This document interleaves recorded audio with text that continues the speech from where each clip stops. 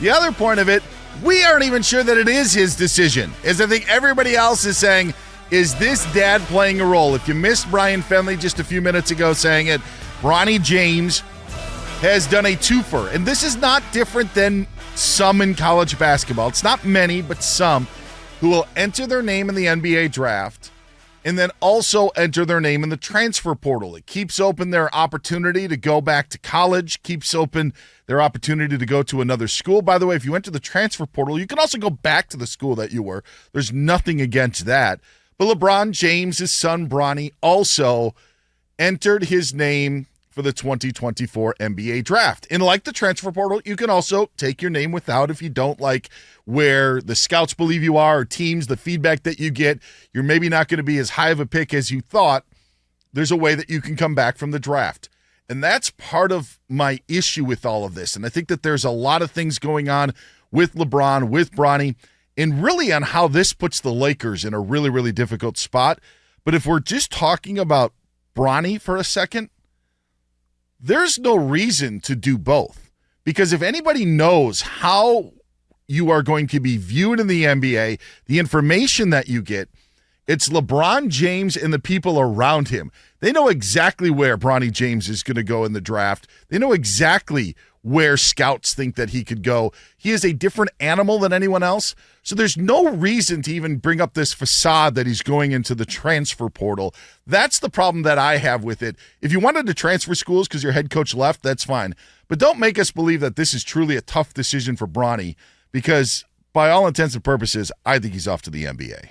I 100% agree with you that the big thing here is he doesn't need to do any of this. We have seen all season the comments that have been made about Bronny James possibly going to the NBA, that he doesn't live up to the way other prospects look in this point in his life. You know, we don't know if he can develop into something else, but this is all LeBron. Like, anyone who says it's not LeBron, how? It's so calculated. It's so, there's motives behind it. It seems like LeBron is doing this really more for himself than it is for Bronny. And for Bronny's sake, it's like, why couldn't we have just kind of relaxed for a couple of months and like taken the spotlight off of Bronny? He keeps putting it back on Bronny. And I don't know why he would do that. After everything that Bronny has been through, why are we once again putting the spotlight back on him?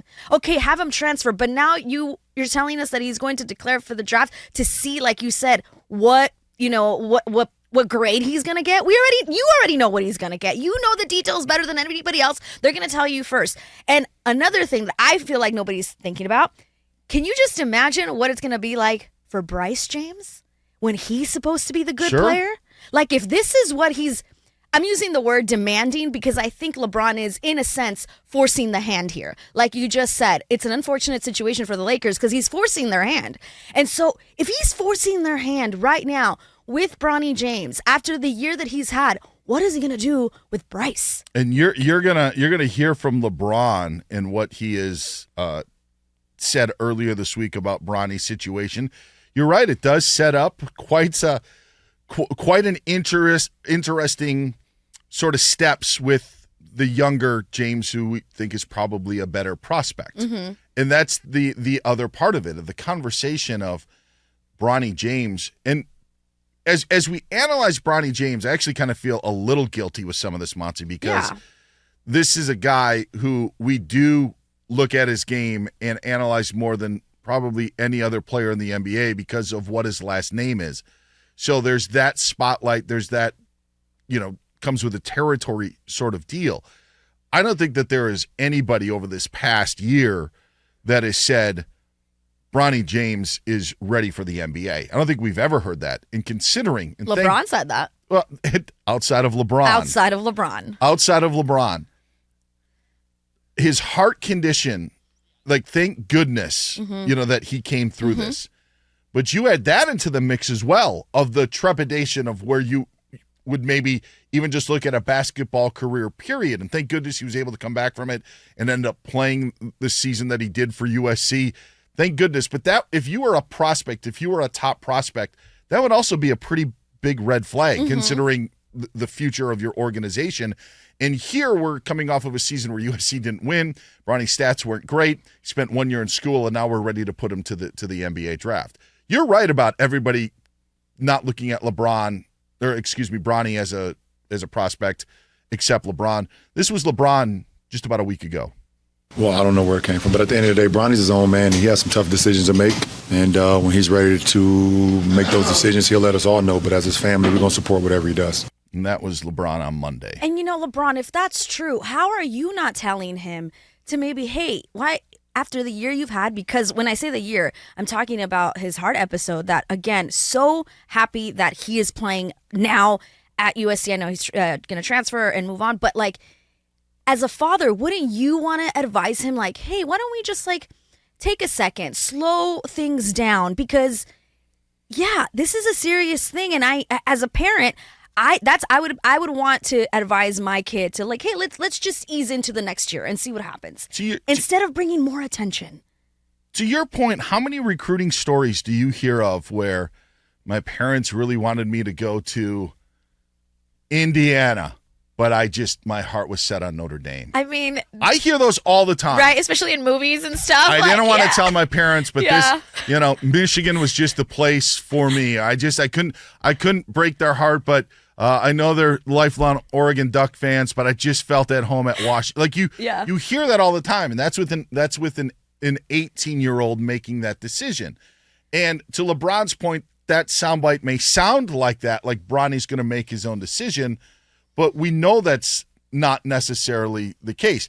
In those instances, what's interesting is that parents have their wishes that they would maybe want to funnel their child to the school, but the child ends up making that sort of decision. When you're LeBron James and you have the career that you have had and arguably the greatest basketball player that we've ever seen, I think his input is warranted in terms of how you would analyze your son. The problem is the input always seems to be biased because of LeBron's own feelings about what he wants and the possibility to play with his son. And while you feel bad for Bryce James, I actually feel bad for the Los Angeles Lakers because I don't think that there was any draft grade out there that would say LeBronny's a first-round pick or maybe a second-round pick. You're going to hear at best a second-round pick. And guess what the Lakers have? A second-round pick. And if you have LeBron James sitting there with a contract that he can opt out of at the end of the year, and you're the Lakers in the second round, and you don't take Bronny James with your second-round pick, do you think LeBron James is going to want to come back to the Lakers after your front office does not pick him? No, he's holding them hostage. That's what he's doing with this situation. And it super sucks. Also, again, everything you said just made me think of if I am an up-and-coming NBA prospect that I know and I've been told I should be drafted, and let's say I don't and Bronny gets drafted, there's going to be young players coming into the league that are going to have resentment towards Bronny. He may develop this unfair target on his back that was led by his dad. Sure. And it's just all of this stuff keeps coming out and you're just have we actually heard from Bronny? No. There's also the fact of the team dynamic. Let's just go down the road. Let's go down that road. To your point of you're saying of not only the resentment, how is he going to incorporate himself with the other younger players on the team? Right. So what happens all the time in NFL locker rooms. We hear it, the older quarterback has his own locker, has his own room. But all the guys who are first, second, third year guys, they're the ones who get along with each other. They bond. Yes. Over being new and being... How does that hinder Bronny in terms of a locker room? And especially when your dad's in that same locker room. Yeah. It would be completely awkward, and I don't think it's natural. Just a bad situation all around. And then trying to fool... If he were to transfer, the two other schools that he had looked at before USC, before he decided to go to USC, were Ohio State and Oregon. Mm-hmm. And Ohio State's got a new coach in Jake Diebler. LeBron's obviously close to that program. You have Dana Altman at Oregon that could probably be really good for Bronny's game.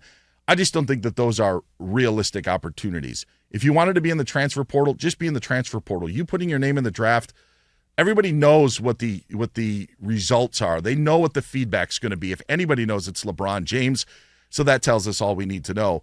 But, man, if I'm the Lakers and sitting there that second-round pick, you're going to have to take him because otherwise then LeBron will say, you know what, Bronny was actually drafted 2 picks later, and he's going to be a Washington Wizard. So I think I'm going to play a season. I think just hypothetically, that's what's going to end up playing out.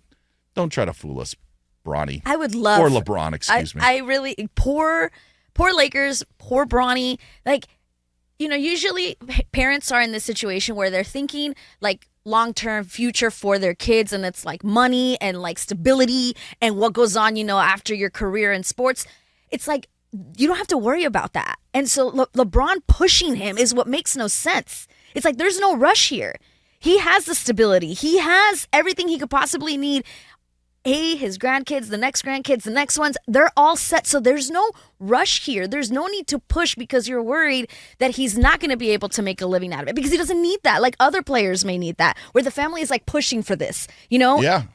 Like, why are we rushing a situation that doesn't need to be rushed? Here's my final thought on this, and I'm curious your thoughts. LeBron has been a little cryptic in some of his comments over the last few weeks, few months about his future, where his career is definitely on the latter portion. We don't know how many more seasons that he's got to play. But does this look like a guy who's like done after this season or done after next season? It does not look like that. No, I don't think so either. Mm-hmm. And so it would probably be best for Bronny to play another season in college, right? And then for LeBron to stick around and maybe wait at that point to want to and assess the situation better. Correct. Better for your son, and then better for you to kind of trail off. But that's the thing, is I feel like all of that is a smoke screen, like a way for us to, well, is LeBron going to be around? Is he not going to be, around? Are we going to have this sort of thing? I think he's going to play probably 2 or 3 more years. Where, I have no idea. But I just wonder, like, why would he be putting that out there of like, I don't know. I don't know what's next, when we all know that he just wants to play with his son. Yeah. And so it also just takes the point of, I wonder if he's inadvertently putting more pressure on himself to make Bronny make this decision, because he's trying to say, all right, I don't know what's going on. But I think that they really know, and that's the point of it, of LeBron trying to play coy about this whole thing, and about when he's going to play, makes it seem like his decision to retire is separate from where Bronny's decision is, and I just don't think that's the case. Nobody thinks that's the case, but LeBron is always so calculated, and that's, I think, what everyone's trying to figure out. What is it that are you saying this because you're holding the Lakers hostage? Are you saying this to other teams that maybe you're willing to go wherever he goes? I feel like he's just it's more about himself, setting himself up to be able to go anywhere. And his dream of playing with his son, by the way, is not a bad dream. Not at all. It's just the urgency to put your son in a spot that he's not ready for is that the problem everybody has. Exactly.